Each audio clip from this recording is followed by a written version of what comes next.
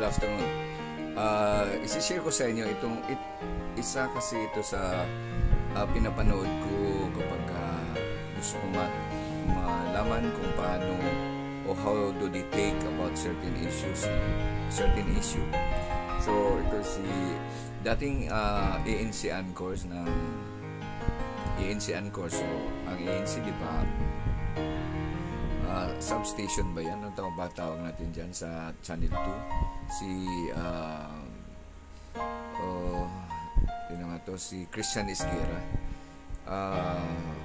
ANC anchor siya dati, tapos nawala siya, tinanggal ba or resign sa doon. Then naging ka-vibes, napansin ko ka-vibes niya ito si Ronald Llamas. Si Ronald Llamas, siya yung dating political analyst ni dating presidente, former president Noynoy Aquino.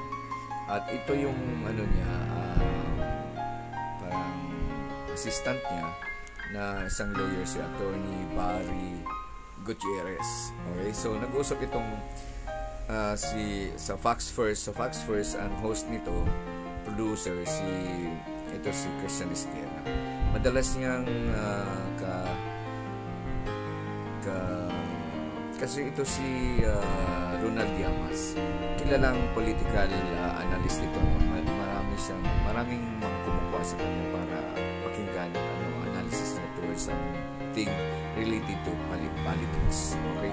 Anong pananaw mo sa ginawa ni BP Sara? Anong pananaw mo sa ginawa ni ganito ni ganyan? So, magaling siyang analyst. Pero kung mag-usap sila, ito ngayon papakita ko sa inyo.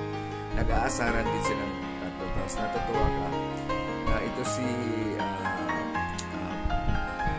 Ronald Llamas, kung makaasta, parang ordinaryo lang din tulad natin na pag nag-alaskahan silang kaibigan, parang tayo lang din. Pakinggan natin.